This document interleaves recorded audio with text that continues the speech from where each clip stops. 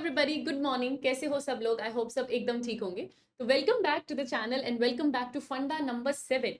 तो जी हाँ, हम 6 फंडास डिस्कस कर चुके हैं और आज हम डिस्कस करेंगे 7th नंबर का फंडा। धीरे धीरे करते 50 टॉपिक्स ऐसे हम कंप्लीट कर लेंगे जो आपको गारंटी क्वेश्चंस जहां से आपको नीट एग्जामिनेशन नीट 2024 में मिलने के चांसेस हैं। बहुत बेनिफिशियल सीरीज है। अगर चैनल पर न्यू हो तो चैनल को सब्सक्राइब करना, बेल आइकन प्रेस करना ताकि आपको कोई भी नोटिफिकेशन मिस ना हो, सारी इंपॉर्टेंट वीडियोस आप तक पहुंचे। और जो बच्चे ये सीरीज मेरे साथ रेगुलर कर रहे हैं, I am so proud of you. जितने बच्चे अभी रेगुलर रहेंगे बाद में रिग्रेट नहीं करना पड़ेगा। जो अभी इन वीडियोस को छोड़ रहे हैं ये सोच के कि लास्ट में कर लेंगे, बेटा बहुत दिक्कत होगी, एक साथ इतने टॉपिक्स एक्यूमुलेट नहीं कर पाओगे। तो यूज करो। अगर हम जल्दी ला रहे हैं ये चीजें तो किसी रीजन से ला रहे हो, तो इनका प्लीज यूज कीजिए, है ना। आज हम डिस्कस करेंगे फंडा नंबर 7। अब जैसे कि कल हमने C4 पाथवे का डिस्कशन किया। C4 पाथवे का स्पेसिफिक पाथवे है, उसके बारे में हमने जाना, साइंटिस्ट के बारे में हमने जाना। हमें ये भी पता चला कि प्लांट चाहे C3 हो या C4 हो, लेकिन C3 साइकिल हमेशा चलती है। तो बेसिकली आज हम उस C3 साइकिल, उस केल्विन साइकिल के बारे में ही बात करने वाले हैं। बट एनसीईआरटी में केल्विन साइकिल जिस मेन टॉपिक के अंदर दी हुई है वो है where are the ATP and NADPH2 used. तो अभी अभी लाइट रिएक्शन हुआ है। लाइट रिएक्शन के बाद ये टॉपिक आपके एनसीईआरटी में आता है और मैं चाहती हूँ एनसीईआरटी से फॉरेन ना फील करे आप, फॉरेनर्स ना फील करे आप, है ना, मतलब वो एलियनेटेड ना फील करे आप। आपको जो एनसीईआरटी में टॉपिक्स जैसा दिख रहा है आप वैसा ही उसको डिस्कशन करें। तो टॉपिक स्टार्ट होता है, लाइट रिएक्शन खत्म हो चुका है, केमियोस्मोटिक हाइपोथेसिस खत्म हो चुका है, साइक्लिक नॉन साइक्लिक सब प्रॉपर लाइट रिएक्शन खत्म हो जाता है। तब एनसीईआरटी ये टॉपिक शुरू करती है which is where are the ATP and NADPH2। अभी अभी फोटोकेमिकल फेस आप पढ़कर आयो। फोटोकेमिकल फेस किसके लिए यूज होता है? लाइट रिएक्शन के लिए यूज होता है। पूरी लाइट रिएक्शन आपने देखी। लाइट की प्रेजेंस में इलेक्ट्रॉन्स एक्साइट हो रहे थे फोटो सिस्टम के, इलेक्ट्रॉन्स ट्रांसपोर्ट हो रहे थे, साथ में एटीपी बना है, साथ में NADPH2 बना है, साथ में ऑक्सीजन मिला है।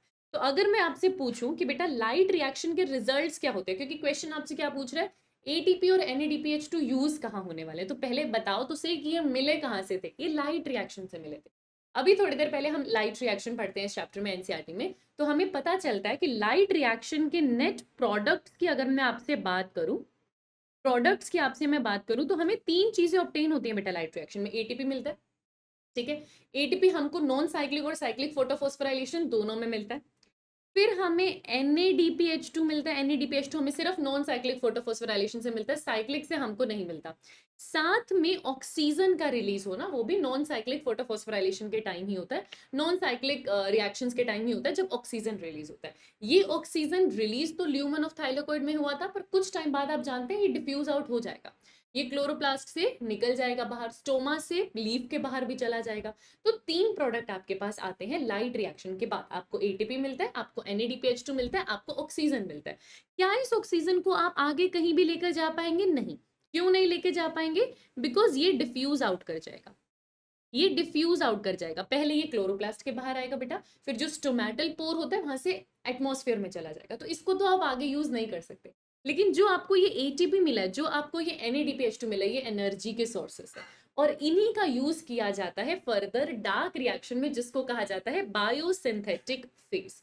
बायोसिंथेटिक फेज का दूसरा नाम डार्क रिएक्शन। तो एक्चुअली इस टॉपिक में डार्क रिएक्शन की शुरुआत होती है कि अब डार्क रिएक्शन शुरू होने वाला है। इसे बायोसिंथेटिक फेज क्यों कहते हैं? इसे बायोसिंथेटिक फेज इसलिए कहते हैं क्योंकि अब आप एटमॉस्फेयर का CO2 यूज करके सच में शुगर बनाने वाले हो, जिसको फिर बाद में जाकर स्टार्च की फॉर्म में प्लांट स्टोर करेगा। क्योंकि सच में शुगर का सिंथेसिस हो रहा है, इसीलिए ये नाम बायोसिंथेटिक आता है बेटा, इसीलिए ये नाम बायोसिंथेटिक आता है। ये चीज हमको क्लियर हुई। बायोसिंथेसिस करने में हमें कुछ एनर्जी लगेगी। वो एनर्जी किसने बनाई? लाइट रिएक्शन के टाइम बनी। जो ये एटीपी बना है, जो ये NADPH2 बना है, ये दोनों प्रोडक्ट कहाँ यूज होते हैं? बायोसिंथेटिक फेज में। यही आपसे पूछा कि कहाँ पर ये दोनों यूज होते हैं, तो ये दोनों बायोसिंथेटिक फेज में शुरू होते हैं, यूज होते हैं। तो यहाँ से शुरुआत होती है किसकी? बायोसिंथेटिक फेज की। बेटा इस पेज पे ना 2 चीजें इंपॉर्टेंट है। नंबर 1 नाम। लाइट रिएक्शन को फोटोकेमिकल फेज भी बोलते हैं, मैच द फॉलोइंग का क्वेश्चन आ सकता है। डार्क रिएक्शन को बायोसिंथेटिक फेज भी बोल सकते हैं, मैच द फॉलोइंग का क्वेश्चन आ सकता है। नाम पता होना चाहिए। इन तीनों चीजों में से 2 ही प्रोडक्ट ऐसे हैं जो कि डार्क रिएक्शन में यूज होते हैं। डार्क रिएक्शन के बारे में एक चीज हमें पता होनी चाहिए कि डार्क रिएक्शन के अंदर हम बहुत सारी साइकिल्स पढ़ते हैं। हमें पता है शुगर बननी है, एटमॉस्फेरिक CO2 का यूज करना है, क्लोरोफिल के अंदर शुगर बनानी है, बायोसिंथेसिस करना है, एनर्जी लगेगी, वो भी हमको पता है। नेक्स्ट पैराग्राफ एनसीईआरटी आपको यही बताता है कि ये नाम, ये जो नाम है डार्क रिएक्शन ये आया कहाँ से, और हमें कहा जाता है कि डार्क रिएक्शन एक गलती है, ये नाम करेक्ट नहीं है, इसको कहते हैं मिसनोमर होना। स्पेशली एनसीईआरटी में लिखा हुआ है कि डार्क रिएक्शन एक मिसनोमर है। क्यों? क्योंकि जैसे ही कोई भी बच्चा रीड करेगा डार्क रिएक्शन, इससे हम परसीव क्या करते हैं, सबसे पहली बात हमारे दिमाग में क्या आती है कि अकर्स इन डार्क। सीधी सी बात है, ये रिएक्शन पक्का रात के समय में होती होगी, अंधेरे में होती होगी, दिन के टाइम शायद नहीं हो पाती होगी, इसीलिए इसको डार्क रिएक्शन कहते हैं। पर यही परसेप्शन गलत है, ये परसेप्शन बिल्कुल गलत है। Dark reaction actually occurs during day time, actually occurs only during day time. मतलब ऐसा भी नहीं है कि रात को भी हो जाएगा, नहीं बेटा, सिर्फ दिन में होती है dark reaction, occurs only during day time. Dark reaction को होने के लिए लाइट चाहिए, बट ये लाइट पे डायरेक्टली नहीं डिपेंडेंट होता, लाइट पे इनडायरेक्टली डिपेंडेंट होता है। डार्क रिएक्शन का होना इनडायरेक्टली डिपेंडेंट ऑन लाइट। पहले तो मुझे ये बताओ इनडायरेक्टली कैसे डिपेंडेंट है लाइट पे?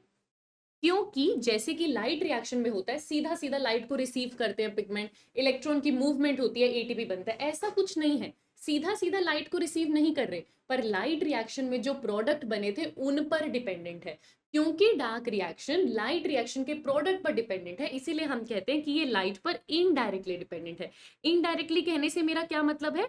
It is dependent on product of light reaction. तो एक तरीके से इनडायरेक्टली लाइट पे डिपेंडेंट हुआ, प्रोडक्ट ऑफ लाइट रिएक्शन। इसी की बात तो हम इस टॉपिक में करते हैं, यानी कि एटीपी और NADPH2।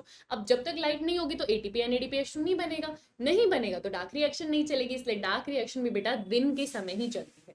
इस बात को प्रूव कैसे किया गया? तो क्या किया गया, कोशिश की गई शुगर बनाने की अंधेरे में। पहले कुछ देर के लिए लाइट दी, चलो लाइट रिएक्शन हो गई होगी, लाइट रिएक्शन हो गई तो एटीपी NADPH2 बन गया होगा। अब जितना एटीपी NADPH2 बना, हमने सोचा कि अब अंधेरा कर दो, अब अंधेरा कर दो, डार्क में एटीपी NADPH2 को यूज कर डार्क रिएक्शन चल जाएगी। सीधी सी बात है, नॉर्मल सा एक्सपेरिमेंट है। पहले आपने क्या किया, लाइट दी, लाइट देने में थोड़ा सा तो एटीपी और NADPH2 बना होगा। अब आपने क्या किया, फिर आपने क्या किया, आप डार्कनेस ले आए। एक्सपेरिमेंट के अंदर आपने क्या किया, एकदम आप डार्कनेस ले आए। डार्कनेस आने का मतलब हमारे अकॉर्डिंग तो डार्क रिएक्शन हो जानी चाहिए थी, इसको लाइट नहीं चाहिए, और जो थोड़ा सा एटीपी और NADPH2 बना होगा उसका यूज कर डार्क रिएक्शन शुरू हो जाएगी, डार्क रिएक्शन स्टार्ट हो जाएगी। तो यही हुआ, डार्क रिएक्शन स्टार्ट हुई, पर क्या डार्क रिएक्शन कंटिन्यू हुई? नहीं, थोड़ी देर बाद जाकर डार्क रिएक्शन रुक गई। इससे हमें ये बात समझ में आती है कि डार्क रिएक्शन को भी कंप्लीटली होने के लिए लाइट चाहिए। पहली बात, उसको लगातार एटीपी NADPH2 का इनपुट चाहिए। दूसरी बात, डार्क रिएक्शन में शुगर बनाने के लिए बेटा बहुत सारे एंजाइम्स चाहिए, और एंजाइम्स टेम्परेचर डिपेंडेंट होते हैं। तो उन्हें दिन के समय धूप का जो टेम्परेचर है, धूप की वजह से आने वाला, सन की वजह से आने वाला जो टेम्परेचर है, डार्क रिएक्शन के एंजाइम्स को वो टेम्परेचर चाहिए। इसीलिए अगर किसी को भी ऐसा लगता है कि डार्क रिएक्शन अंधेरे में होती है, तो ऐसा नहीं है, और इस पॉइंट पर क्वेश्चन बनता है। डार्क रिएक्शन क्या सही नाम है? नहीं, मिसनॉमर है। मिसनॉमर मतलब गलत नाम दिया है। मेरा नाम नितिका है, अगर आप मुझे आंचल मैम के नाम से बुलाने लग जाओगे तो वो मिसनॉमर है, राइट? तो डार्क रिएक्शन एक मिसनॉमर है, उसे डार्क नहीं कहना चाहिए, ये नाम गलत दिया है, पर देना पड़ा। क्यों? क्योंकि एक को नाम लाइट रिएक्शन ऑलरेडी दे चुके थे, तो डिफरेंशिएट करने के लिए डार्क रिएक्शन नाम देना पड़ा, पर ये नाम करेक्ट नहीं है। ये बात हम सबको समझ में आती है। डार्क रिएक्शन क्या कभी अंधेरे में हो सकती है? नहीं, ओनली ड्यूरिंग डे टाइम। ये बात हमको समझना है कि सिर्फ और सिर्फ दिन के टाइम ही डार्क रिएक्शन होगी। क्यों? क्योंकि एक तो हमें प्रोडक्ट चाहिए लाइट रिएक्शन के, सीधा सीधा है ना, हमें प्रोडक्ट चाहिए लाइट रिएक्शन के, एटीपी NADPH2 चाहिए। पहली चीज तो हो गई ये। दूसरी चीज, अब मैं ये चीज यहां से हटा देती हूँ क्योंकि एक्सपेरिमेंट आपको नहीं जानना। दूसरी चीज ये कि enzymes of dark reaction, enzymes of dark reaction are temperature dependent, और जो टेम्परेचर उन्हें चाहिए बेटा काम करने के लिए, वो उन्हें दिन के समय ही मिलता है। इन दोनों रीजंस की वजह से डार्क रिएक्शन सिर्फ दिन के समय ही होता है। अगर कभी ऐसा क्वेश्चन आपके पास बनता है कि मैं पहले लाइट दूं और फिर लाइट कट कर दूं, क्या डार्क रिएक्शन कंटिन्यू करेगी? नहीं करेगी, नहीं करेगी। ये स्टेटमेंट एनसीईआरटी में भी दिया हुआ है कि डार्क रिएक्शन डार्कनेस में कंटिन्यू नहीं करती है। ठीक है, ये बात हम लोगों को क्लियर होती है। तो अब हम फाइनली पढ़ सकते हैं हमारी केल्विन साइकिल। हमें पता है डार्क रिएक्शन होती है, तो किसी ने तो हमें इस डार्क रिएक्शन के बारे में बताया होगा। उस डार्क रिएक्शन, उस साइकिल, उस पाथवे के बारे में किसी ने ढूंढा होगा, कैसे कैसे मूवमेंट होती है, कैसे कैसे आपको शुगर मिलता है, उस पूरी साइकिल को आप कहते हो केल्विन साइकिल या C3 साइकिल। कोई भी नाम एक्सीडेंटल नहीं होता, नाम का रीजन है। इस साइकिल को केल्विन साइकिल क्यों कहते हैं? क्योंकि जिस साइंटिस्ट ने हमें इस CO2 के फिक्सेशन के बारे में बताया था उनका नाम था मेल्विन केल्विन। सबसे पहली चीज, उनका नाम था मेल्विन केल्विन। मेल्विन केल्विन नाम के एक साइंटिस्ट थे। उन्होंने कहा कि यार पता है कि डार्क रिएक्शन में हवा से CO2 पकड़ा जाता है, एटमॉस्फेयर से CO2 पकड़ा जाता है, और कुछ कुछ रिएक्शन होती है जो कि इससे ग्लूकोज बना देती है। ये बात उन्हें पता थी, पर उनको पूरा का पूरा पाथवे जानना था कि आखिर ये एटमॉस्फेरिक CO2 पहले किस में कन्वर्ट होता है, फिर किस में कन्वर्ट होता है, शुगर कैसे बनता है। अब ट्रेस करना था, डार्क रिएक्शन को ट्रेस करना था। तो ट्रेस करने के लिए उन्होंने कौन सी टेक्निक यूज करी? Radio isotopic technique. इस पे क्वेश्चन आता है, रेडियो आइसोटॉपिक टेक्निक यूज करी। सीधी सी बात है, अगर मुझे जानना है कि कार्बन कहाँ कहाँ जाता है तो क्यों ना मैं रेडियो एक्टिव कार्बन यूज करूं। तो उन्होंने अपनी टेक्निक में रेडियो एक्टिव कार्बन लिया बेटा, रेडियो एक्टिव कार्बन लिया,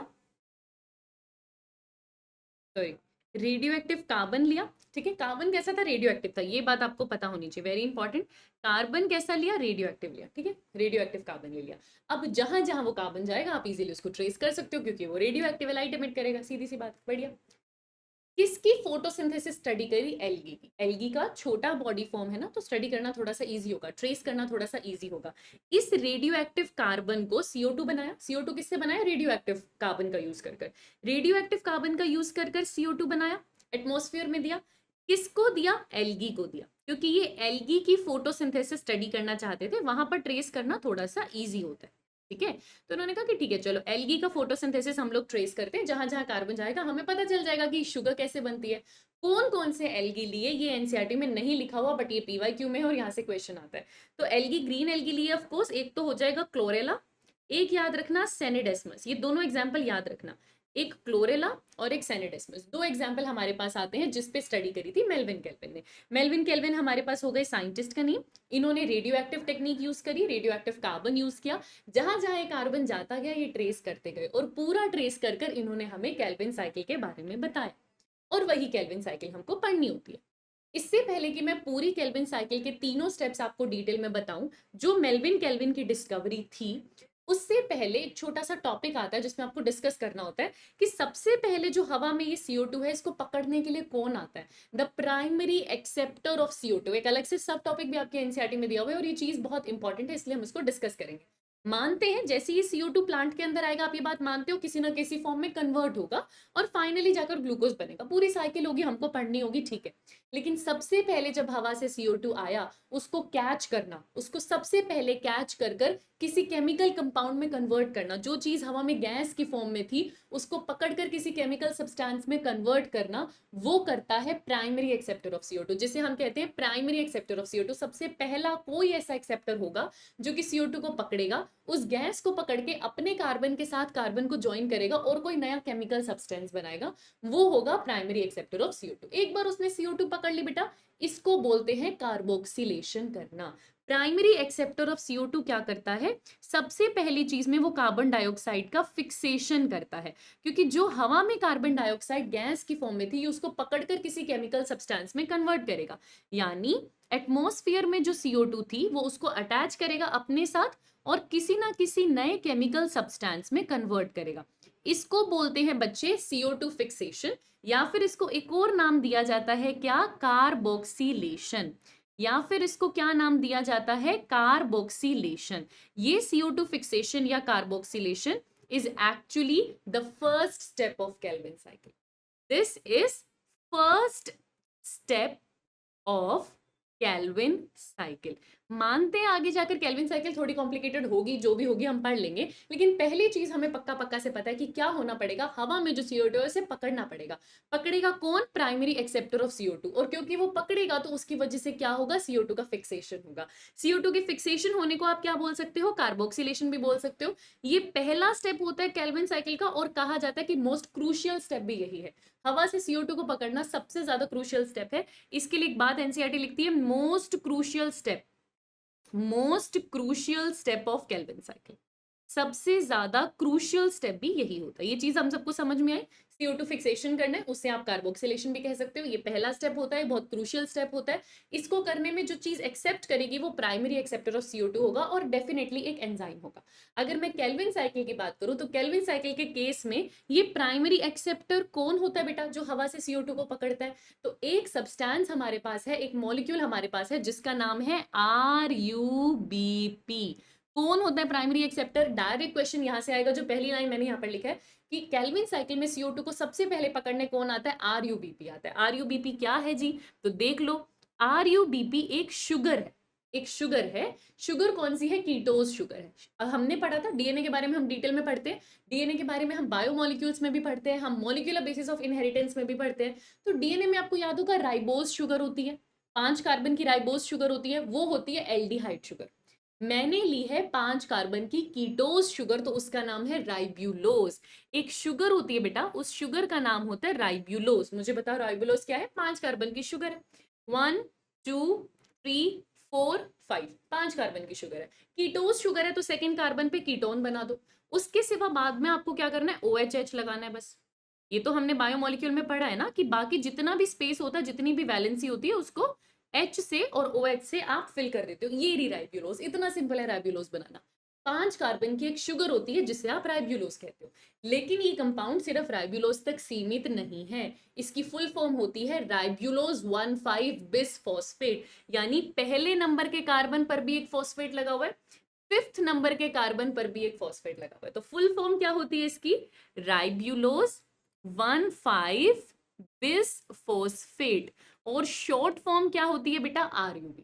RuBp ही ज्यादा फेमस है, क्वेश्चंस में भी RuBp लिखा जाता है। बहुत कम होगा कि राइबुलोज 1,5 बिसफॉस्फेट पूरा नाम मिलेगा, RuBp उसका नाम यूज किया जाता है।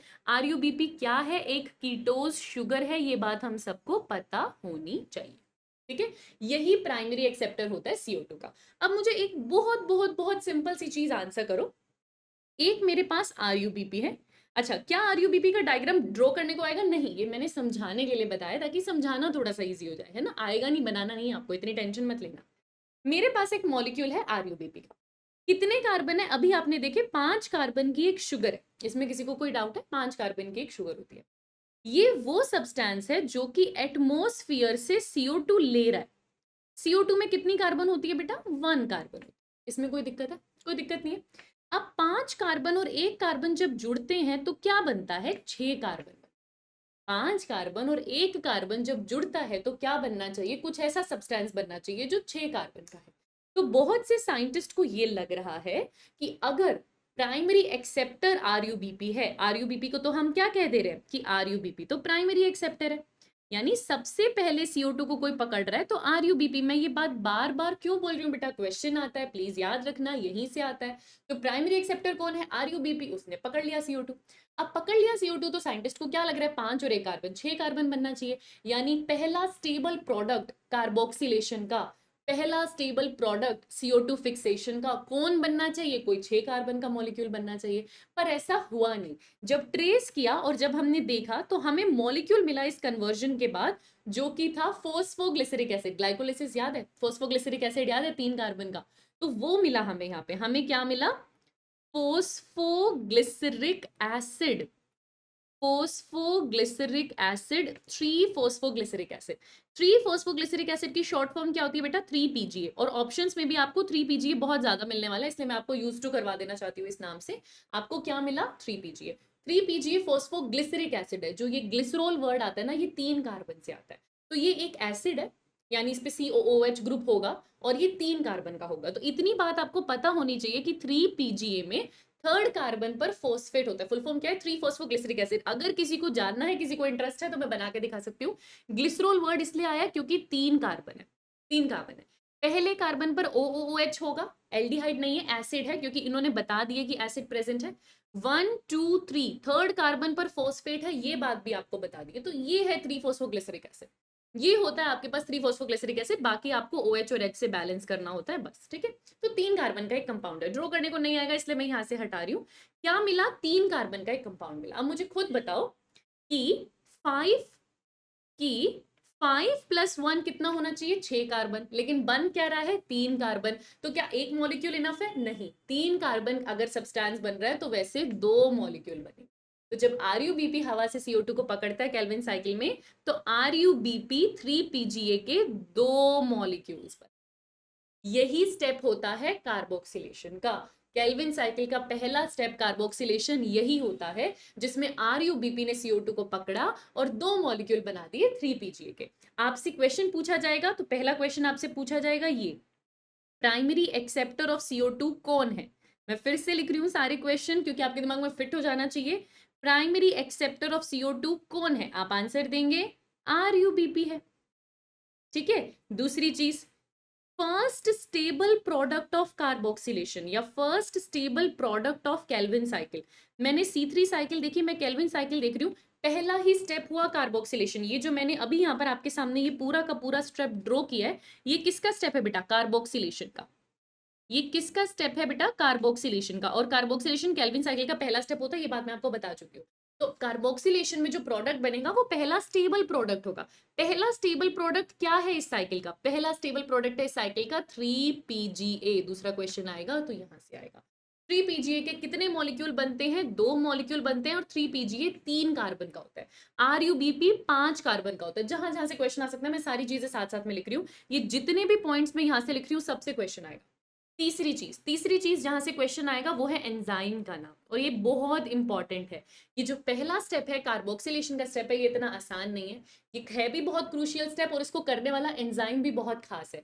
एंजाइम का नाम क्या है? रूबिस्को। जो एंजाइम RuBp से CO2 को अटैच करने में मदद कर रहा है, फिक्स करने में मदद कर रहा है, उस एंजाइम का नाम है रूबिस्को। अब बहुत ध्यान से देखना मैंने ये कैसे लिखा है। पहले तो इस एंजाइम की फुल फॉर्म सुनो। इस एंजाइम की फुल फॉर्म होती है राइब्यूलोज 1,5 बिसफॉस्फेट। कुल मिलाकर मैंने अभी तक क्या लिखा है? RuBp की ही फुल फॉर्म लिखी है। RuBp की ही फुल फॉर्म लिखी है मैंने। बस उसके आगे मुझे क्या ऐड कर देना है? C से कार्बोक्सिलेज और O से ऑक्सीजनेज। ये होता है इस एंजाइम का नाम रूबिस्को। रूबिस्को में बेटा ये Ru है राइब्यूलोज के लिए, ये बिस है 1,5 बिसफॉस्फेट के लिए। आप देखो मैंने R कैपिटल लिखा है लेकिन U छोटा लिखा है, मैंने B कैपिटल लिखा है लेकिन I स्मॉल लिखा है। हर चीज की इंपॉर्टेंस है, हर चीज का रीजन है। ये बता रहा है राइब्यूलोज को, ये बता रहा है 1,5 बिसफॉस्फेट को। ये कैपिटल C और कैपिटल O है, ये दोनों कैपिटल लिखे हैं मैंने। C से कार्बोक्सिलेज होता है, O से ऑक्सीजनेज होता है। तो रूबिस्को जो एंजाइम है वो बहुत खास तरीके का एंजाइम है। रूबिस्को जो है वो RuBp से CO2 अटैच करेगा, इसीलिए इसका नाम क्या है? Ribulose 1,5 bisphosphate carboxylase.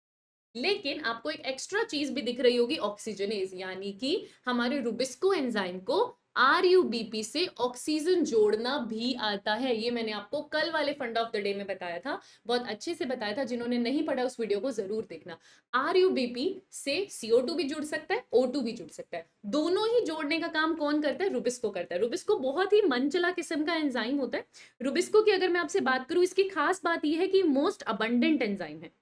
इसकी खास बात ये, मोस्ट अबंडेंट एंजाइम है ये बायोस्फीयर का, तो ये तो बहुत इंपॉर्टेंट चीज है। दूसरी इसकी खास बात है कि ये सिर्फ कार्बोक्सिलेशन नहीं करता, ये ऑक्सीजनेशन करना भी जानता है। यानी ये RuBp से CO2 भी अटैच कर सकता है और ये O2 भी अटैच कर सकता है। O2 के अटैच करने से क्या होता है वो बात मैं पहले आपको यहाँ पर बता देती हूँ, जिसे हम कहते हैं oxygenation activity of rubisco. Rubisco में क्या टेंडेंसी है? वो RuBp से CO2 को अटैच करेगा, CO2 को अटैच करेगा तो 3PGA के मॉलिक्यूल बनेंगे, यानी कि केल्विन साइकिल चलेगी। कोई टेंशन नहीं, बहुत बढ़िया, सब खुश, किसी को कोई दिक्कत नहीं है। लेकिन अगर कभी हवा में ऑक्सीजन ज्यादा हुआ, याद रखना जो रूबिस्को नाम का एंजाइम है, जो रूबिस्को नाम का एंजाइम है, जो रूबिस्को नाम का एंजाइम है, ये मैंने कल वाली क्लास में भी बताया था, has greater affinity for CO2, has a greater affinity for CO2।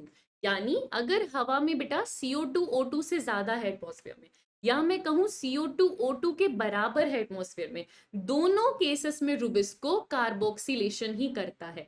यानी CO2 ही अटैच करने का काम करता है, यानी केल्विन साइकिल ही चलती है, कोई दिक्कत नहीं आती किसी को।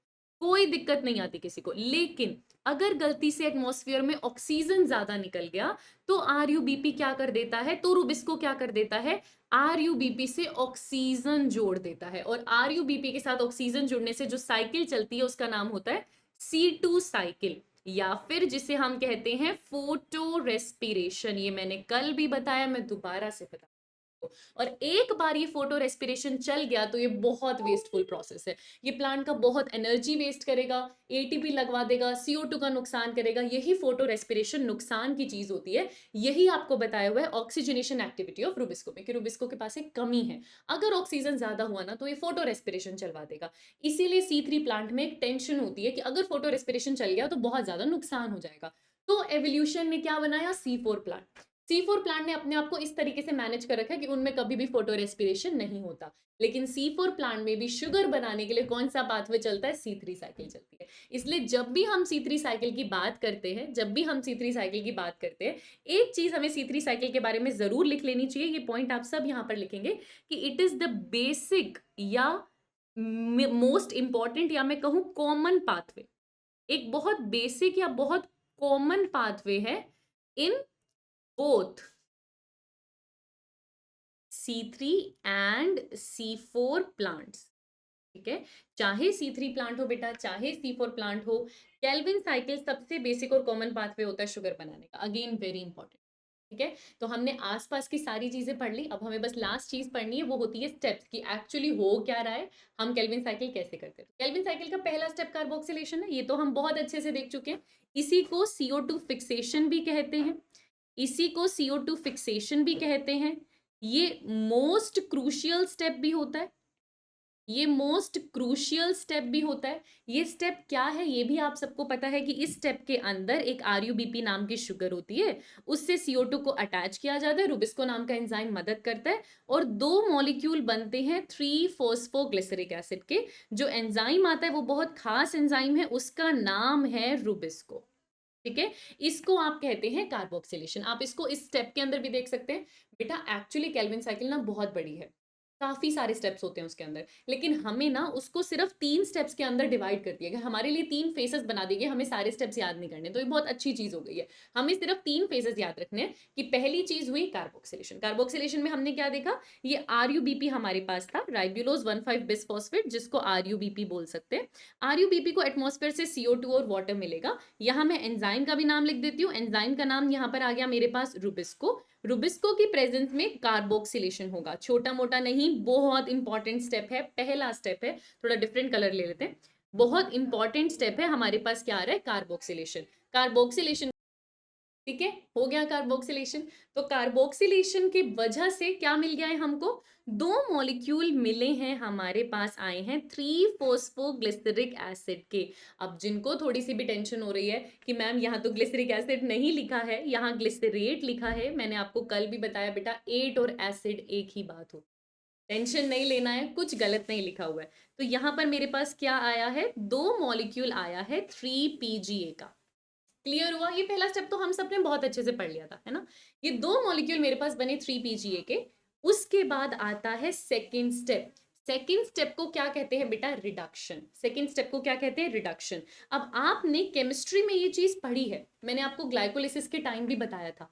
एल्डिहाइड से एसिड बनना ऑक्सीडेशन, एसिड से वापस एल्डिहाइड बनना रिडक्शन। तो रिडक्शन में क्या हुआ है, ये जो 3PGA का मॉलिक्यूल आपके पास है ना, फॉस्फोग्लिसरिक एसिड, ये समझो कन्वर्ट हो गया है 3-फॉस्फोग्लिसरल्डिहाइड में।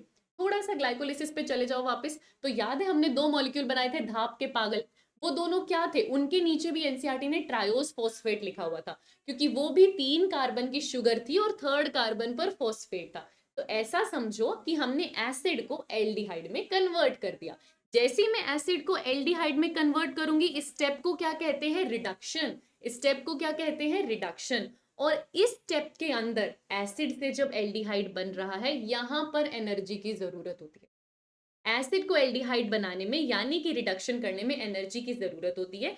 कितनी एनर्जी की जरूरत होती है, याद रखना, एक तो आपको एटीपी चाहिए जो कि एडीपी और पीआई में कन्वर्ट हो जाएगा, एक तो उसकी एनर्जी लग जाएगी यहाँ पे। और क्योंकि रिडक्शन करना है तो किसी को तो हाइड्रोजन देना पड़ेगा, तो हाइड्रोजन देने यहाँ पर कौन आता है, NADPH2। तो एक NADPH2 भी आएगा जो कि NADP पॉजिटिव में कन्वर्ट होगा, वो अपना हाइड्रोजन भी देके। तो इस स्टेप के अंदर एसिड कन्वर्ट हुआ एल्डिहाइड में। क्या आपको ये 3PGAL याद रखना है? नहीं, क्योंकि एनसीईआरटी क्या वर्ड यूज करती है? Triose phosphate. कोई भी शुगर हो सकती है, उन्होंने बस ट्रायोस फॉस्फेट लिखा हुआ है कि 3 कार्बन की शुगर है, और फॉस्फेट लिखा हुआ है, सीधी सी बात है कि फॉस्फेट अटैच होगा। कोई आपसे पूछेगा? कोई आपसे नहीं पूछेगा। क्वेश्चन क्या आता है? क्वेश्चन ये आता है कि इस रिडक्शन वाले स्टेप में कितनी एनर्जी खर्च हुई। तो एक बार इस कन्वर्जन के लिए बेटा एक एटीपी और एक NADPH2 लगता है, लेकिन अभी आपने देखा कि कितने मॉलिक्यूल बने 3PGA के? 2 मॉलिक्यूल। अब क्योंकि 2 मॉलिक्यूल बने हैं तो एटीपी भी 2 बनेंगे और NADPH2 भी 2 ही यूज हो। तो स्टेप, रिडक्शन वाला स्टेप क्यों इंपॉर्टेंट है एटीपी और NADPH2 के लिए? क्वेश्चन वहीं से आता है। तो दूसरा स्टेप आपने देखा, दूसरा बहुत इंपॉर्टेंट स्टेप आपने देखा, विच इज रिडक्शन। रिडक्शन में क्या होता है? रिडक्शन में ये 3PGA जो आपके पास है वो एक ट्रायोस फॉस्फेट में कन्वर्ट होता है तो एनर्जी लगती है, तो एटीपी भी लगेगा, NADPH2 भी लगेगा। लेकिन याद रखना ये 2 मॉलिक्यूल हैं, ट्रायोस फॉस्फेट के भी 2 मॉलिक्यूल बनते हैं, एटीपी के भी 2 मॉलिक्यूल यूज होते हैं, NADPH2 के भी 2 मॉलिक्यूल यूज होते हैं। अपनी एनसीईआरटी में ही ऐड कर लेना। अगर नोट्स नहीं बना रहे हो, एनसीईआरटी से पढ़ रहे हो, तो प्लीज इसको एनसीईआरटी में ऐड कर लेना, क्योंकि ये 2 याद रखना बहुत जरूरी है। एनर्जी बैलेंस से क्वेश्चन आएगा तब दिक्कत हो जाएगी, तो इसको आपने याद रखना है। ये चीज हमको क्लियर हुई, बहुत बढ़िया। अब क्योंकि मैं बार बार आपको ग्लाइकोलिसिस ही याद दिलवा रही हूं, तो मुझे बताओ ये PGAL ग्लाइकोलिसिस के स्टेप में था, 5th नंबर के स्टेप पे था। आपने देखा था धाप के पागल बने थे, कैसे बने थे? आपने ग्लूकोज को तोड़ा था, ग्लूकोज का ब्रेकडाउन किया था, तो जाकर PGAL बना था। तो बेटा अगर ग्लूकोज से PGAL बन सकता है, तो PGAL से वापस ग्लूकोज भी तो बन सकता है। आप उल्टा भी तो जा सकते हो। तो इस रिडक्शन में ये जो ट्रायोस फॉस्फेट आपके पास बनता है, ये ट्रायोस फॉस्फेट आगे जाकर ग्लूकोज बना सकता है। इस चीज में कोई दिक्कत? यहीं से ग्लूकोज, जो रिडक्शन में आपने ट्रायोस फॉस्फेट बनाया, वो ट्रायोस फॉस्फेट आगे जाकर आपको ग्लूकोज बना के देता है। अब इस चीज के बारे में मैं आपको कुछ बताना चाहती हूँ। कौन से वाले स्टेप की बात करें? इसी स्टेप की बात करें। हमने देखा कि ये ट्रायोस फॉस्फेट आगे जाकर ग्लूकोज बना सकता है, ग्लूकोज से सुक्रोज बन सकता है। किस फॉर्म में स्टोर हो सकता है? स्टार्च की फॉर्म में स्टोर हो सकता है। बाकी सारी चीजें तो सेकेंडरी हो जाती है, मतलब यहां से ग्लूकोज बना होगा, ग्लूकोज को सुक्रोज भी बना सकता है, स्टार्च भी बना सकता है, सीधी सी बात है। यही तो करना था फोटोसिंथेसिस पे, हवा से एक CO2 को पकड़ना था और ग्लूकोज बनाना था। ग्लूकोज बन गया। रिडक्शन वाले स्टेप के बाद जो ट्रायोस फॉस्फेट बनता है वही ग्लूकोज बनाता है। अब एक चीज सुनो, समझो और आंसर करो मुझे बहुत बढ़िया तरीके। मेरे पास एक मॉलिक्यूल है ट्रायोस फॉस्फेट का। ये ट्रायोस फॉस्फेट क्या है? मैं आपको क्या कह रही हूं कि मान लो ये 3PGAL का मॉलिक्यूल है। मान लो ये 3PGAL का मॉलिक्यूल है और हम कह रहे हैं कि ये मॉलिक्यूल जाकर ग्लूकोज बना रहा है। अब बहुत कॉमन सेंस से बहुत सिंपल सी चीज आंसर करना। ये ट्रायोस फॉस्फेट आप जानते हो 3 कार्बन का होता है, ठीक है, और ग्लूकोज आप जानते हो 6 कार्बन का होता है। ये ट्रायोस फॉस्फेट 3 कार्बन का होता है और ग्लूकोज आप जानते हो 6 कार्बन का होता है, ठीक है। और मैंने ये भी मान लिया कि इसके मेरे पास 2 मॉलिक्यूल बनकर आए हैं। हमने अभी देखा ना, मैंने अभी यहां पर लिखा कि 2 मॉलिक्यूल बनकर आए हैं, दिख रहा है आपको अच्छे से? तो 2 मॉलिक्यूल मतलब कितने कार्बन हो जाएंगे? 2 × 3 कार्बन, 2 × 3 कार्बन, यानी कि टोटल कितने हैं? 6 कार्बन। और ग्लूकोज में कितने होते हैं? 6 कार्बन। तो क्या समझ में आया सबको? 6 कार्बन सीधा ग्लूकोज बनाने चलेंगे? क्या ऐसा होता है? ऐसा नहीं होता है, ऐसा नहीं होता है बेटा। आप एक मॉलिक्यूल ट्रायोस फॉस्फेट का देखोगे तो उसमें 3 कार्बन है। याद रखना, वो जो 3 कार्बन आपको यहां पर मिल रहे हैं, या दोनों मॉलिक्यूल को मिलाकर ये 6 कार्बन आपके पास हैं, इनमें से 5 कार्बन तो खुद प्लांट के हैं। सिर्फ एक कार्बन था जो हवा से आया था, सिर्फ एक CO2 था जो हवा से आया था। बाकी 5 कार्बन तो बेटा RUBP के थे। याद करो, सबसे पहले जाओ, मैंने माना कि 2 मॉलिक्यूल ट्रायोस फॉस्फेट के हैं, यानी टोटल मेरे पास 6 कार्बन हैं। लेकिन सबसे पहले स्टेप को देखो जरा, तो सिर्फ एक कार्बन था जो एटमॉस्फेयर से आया था, बाकी के 5 कार्बन प्लांट के खुद की शुगर के हैं, प्लांट के RUBP के हैं। अगर यहां पर ये 6 कार्बन बन भी गए, तो क्या प्लांट सीधा इन 6 कार्बन से ग्लूकोज बना देगा? नहीं। प्लांट अपने खुद के कार्बन क्यों लगाएगा? वो बिल्कुल अपने कार्बन नहीं लगाता। फोटोसिंथेसिस प्रोसेस का मतलब ही ये होता है कि 6 के 6 कार्बन एटमॉस्फेयर से लाओ और उन 6 के 6 कार्बन से ग्लूकोज बनाओ। तो अब अगर मैं कह रही हूं कि मुझे 6 कार्बन की ग्लूकोज बनानी है, और ये जो ट्रायोस फॉस्फेट अभी अभी मेरे पास आया उसमें से सिर्फ एक कार्बन CO2 का है, यानी कि इन 6 कार्बन में से सिर्फ एक कार्बन आगे जा सकता है ग्लूकोज बनाने। तो अब मुझे अगर ग्लूकोज बनाना है तो मुझे हवा से कितनी बार CO2 पकड़कर लाना पड़ेगा? 6 बार। क्योंकि एक बार में तो मैं एक ही CO2 को पकड़ के ग्लूकोज बनाने के लिए यूज कर पा रही हूँ।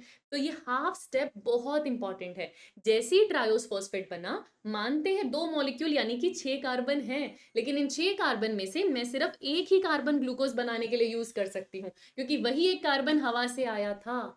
अगर मुझे कंप्लीट ग्लूकोज का मॉलिक्यूल बनाना है तो यहां से मुझे समझ में आया कि मुझे ये साइकिल 6 टाइम्स चलानी पड़ेगी, 5 बार और चलानी पड़ेगी, या टोटल 6 टाइम्स ये साइकिल हमको रन करनी पड़ेगी, तो जाकर हम ग्लूकोज बना पाएंगे। एक बार में एक कार्बन, 6 बार में 6 कार्बन, और इन 6 कार्बन का यूज कर कर आप ग्लूकोज बनाएंगे, जो कि एक 6 कार्बन का मॉलिक्यूल होता है। क्या ये चीज हम सबको समझ में आई? क्या ये चीज अच्छे से हम सबको समझ में आई? अब मुझे एक चीज बताओ, हर बार हवा से एक CO2 लेकर आना, CO2 कौन लेकर आता है? RuBP। लेकिन आपने तो ये RuBP यूज कर लिया ट्रायोस फॉस्फेट बनाने में, तो जब तक मैं इस RuBP को रीजेनरेट नहीं करूंगी, दूसरी CO2 कौन लेकर आएगा? कोई है ही नहीं लेकर आने के लिए।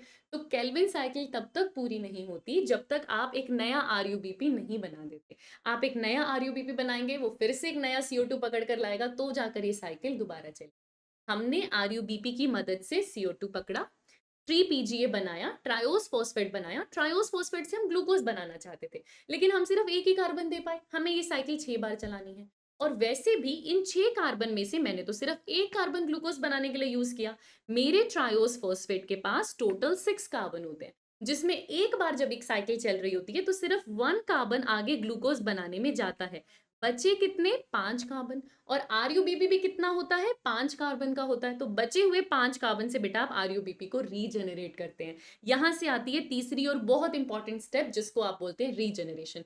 पर रीजेनरेशन भी इतना आसान नहीं होता। रीजेनरेशन में भी एक RuBP बनाने के लिए एक ATP का खर्चा हो जाता है। एक RuBP को रीजेनरेट करने के लिए एक ATP का खर्चा हो जाता है। ये बात याद रखना, क्योंकि यहीं से आप एनर्जी बैलेंस को स्टडी कर पाओगे। तो रीजेनरेशन के स्टेप में हमने क्या देखा? रीजनरेशन के स्टेप में हमने देखा कि ये जो ट्रायोस फॉस्फेट मेरे पास था, जिसे मैं 3PGAL कह रही हूं, ये ट्रायोस फॉस्फेट के 2 मॉलिक्यूल मेरे पास हैं, और ये अकेला 3 कार्बन का बना होता है, यानी कि टोटल 6 कार्बन मेरे पास है। उन 6 कार्बन में से एक कार्बन चला गया है ग्लूकोज बनाने। बचे कितने? 5 कार्बन। बचे हुए जो 5 कार्बन हैं वो क्या बनाने चले गए हैं? RuBP। और इसी स्टेप को हम क्या कहते हैं? रीजेनरेशन। और ये स्टेप क्यों इंपॉर्टेंट है? क्योंकि इस स्टेप के अंदर एक ATP का खर्चा भी होता है, ADP प्लस PR। यहां खत्म हो गई आपकी केल्विन साइकिल। 3 स्टेप में केल्विन साइकिल हुई। पहले आपने RuBP से CO2 को अटैच किया, रुबिस्को के प्रेजेंस में 2 मॉलिक्यूल बनाए 3PGA के।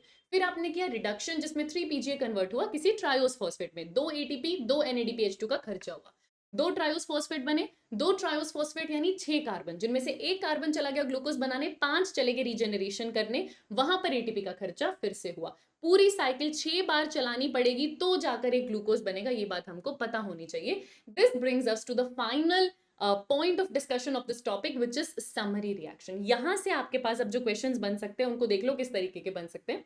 सबसे पहली चीज जो आपसे पूछ सकते हैं केल्विन साइकिल में, सबसे पहली चीज जो आपसे पूछ सकते हैं केल्विन साइकिल में, नंबर 1, ATP कितने यूज हुए?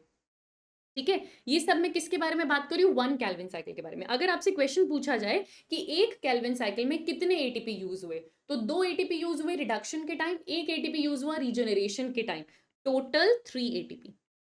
टोटल 3 ATP, जिसमें से 2 यूज हुए हैं रिडक्शन के टाइम और 1 यूज हुआ है रीजनरेशन के टाइम। तो टोटल 3 ATP का खर्चा हुआ है। ठीक है, अगर आपसे पूछा जाए कि कितने NADPH2 यूज हुए, तो आप कहेंगे 2 NADPH2 यूज हुए, और ये दोनों के दोनों ही रिडक्शन के टाइम यूज हुए। कोई दिक्कत? यहां से क्वेश्चन आएगा बेटा, ये चीजें लिख लेना, यहां से क्वेश्चन आता है, ये चीजें लिख लेना। ये तो बात हो गई एक केल्विन साइकिल। लेकिन क्वेश्चन क्या सिर्फ एक केल्विन साइकिल तक के लिए आएगा? नहीं। क्वेश्चन आपसे क्या पूछेगा कि एक ग्लूकोज बनाना है। क्वेश्चन आपको कंफ्यूज करने के लिए क्या पूछेगा कि मुझे एक ग्लूकोज बनाना है, बताओ मेरा कितना ATP का खर्चा होगा या मेरा कितना NADPH2 का खर्चा होगा। तो आपको ये बात अपने आप से समझनी होगी कि एक ग्लूकोज बनाने के लिए केल्विन साइकिल को 6 बार चलना पड़ता है। एक ग्लूकोज बनाने के लिए केल्विन साइकिल को 6 बार चलना पड़ता है। 6 केल्विन साइकिल लगेंगी, और 6 केल्विन साइकिल लगेंगी तो अगर कोई आपसे पूछे कि एटीपी कितना यूज होगा, तो 6 × 3 विच इज 18 एटीपी का खर्चा होने वाला है।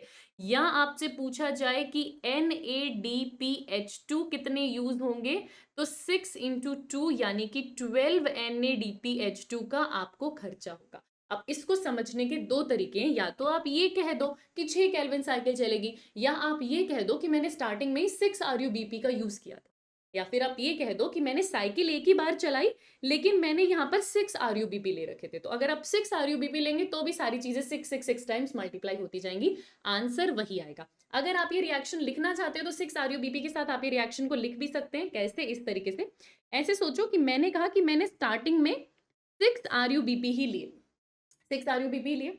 अगर मैंने 6 RUBP लिए तो वो 6 RUBP किस में कन्वर्ट हुए होंगे? 12 3 PGA में कन्वर्ट। चलो आप पूरी साइकिल मत करो, आप इसी तरीके से ले लो कि 6 RUBP हमने लिए होंगे, 6 मॉलिक्यूल हवा से CO2 के आए होंगे।